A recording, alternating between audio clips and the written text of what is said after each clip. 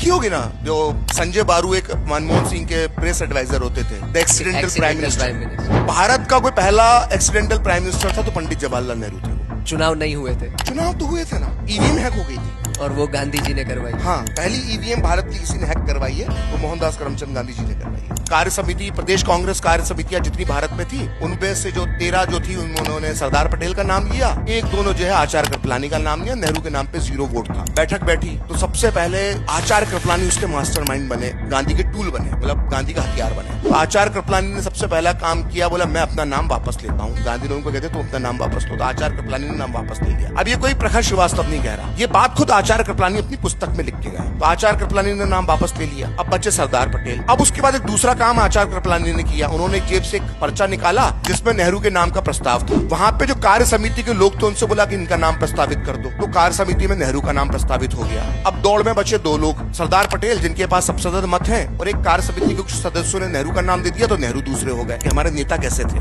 गांधी ने फिर भी मौका दिया, गांधी ने ऐसा नहीं किया तानाशाही पूरी तरह से दिखा दी। गांधी ने एक आखिरी मौका दिया जवाहरलाल नेहरू को। उन्होंने जब देखा तो उन्होंने कहा कि जवाहर, तुम्हारे पक्ष में सिर्फ कार्य समिति ने नाम दिया है और बाकी बहुमत तो जो है प्रदेश कार्य समितियों का, उसमें तो सरदार के पास है। तो जैसा नहीं होता, मॉनिटर का चुनाव हो रहा होता है और टीचर बोलता है तुमको तो वोट नहीं दिया, तो बच्चा से मुंह फेर लेता है। तो ऐसे जवाहरलाल नेहरू ने मुंह फेर लिया। ये बात मैं नहीं कह रहा, ये आचार्य कृपलानी ने लिखी है, मणिबेन ने लिखी है और कई लोगों ने लिखी है। तो गांधी ने जब पूछा जवाहर तुम्हारा नाम तो किसी ने दिया नहीं है, तो जवाहरलाल नेहरू ने हाँ ना कुछ बोलने के बजाय मुंह फेर लिया। ऐसे ये स्थिति थी जैसे बच्चे मॉनिटर के चुनाव में लड़ते हैं ऐसे। तो फिर गांधी ने आचार्य कृपलानी की तरफ देखा। आचार्य कृपलानी की जेब में एक और पर्ची थी, उस पर्ची में पहले से लिखा हुआ था कि मैं सरदार पटेल अपना नाम वापस लेता हूँ, और वो पर्ची सरदार पटेल को आचार्य कृपलानी ने आगे बढ़ा दी। सरदार पटेल ने वो पर्ची देखी, लेकिन सरदार पटेल चाहते थे कि आखिरी फैसला गांधी ले, तो वो पर्ची जिसपे उनके नाम वापस लेने का प्रस्ताव था उन्होंने गांधी को दी। गांधी ने सर हिलाया, सरदार पटेल को वापस दी,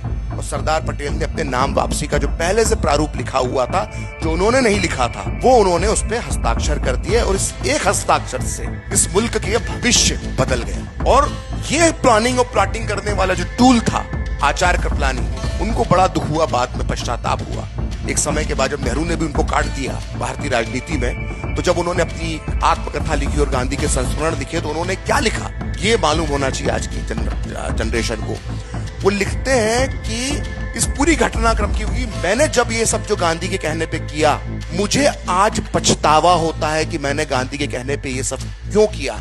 अगर मैं ऐसा नहीं करता तो शायद देश का भविष्य कुछ और होता, लेकिन जो भविष्य में होने वाला है उसे कोई पहले कैसे पहचान सकता है। जैसे ऑस्ट्रिया के राजकुमार ड्यूक फर्डिनेंड की हत्या के बाद पहला विश्व युद्ध होता है, ये एक ऐसी ही दुर्घटना थी। आप लोग जानते हैं जो पहला विश्व युद्ध हुआ था, वो ऑस्ट्रिया के राजकुमार जो वहां की गद्दी का उत्तराधिकारी था, ड्यूक फर्डिनेंड, उसकी हत्या कर दी गई थी। उसके बाद प्रथम विश्व युद्ध हुआ जिसमें करोड़ों लोग मारे गए। आचार्य कृपलानी जैसा नेता इस चुनाव की तुलना ड्यूक फर्डिनेंड की हत्या से करता है। वो ड्यूक फर्डिनेंड की हत्या को सरदार पटेल की राजनीतिक हत्या से वो तुलना करता है, और उसके बाद कहता है दुर्घटना, यानी एक्सीडेंटल प्राइम मिनिस्टर।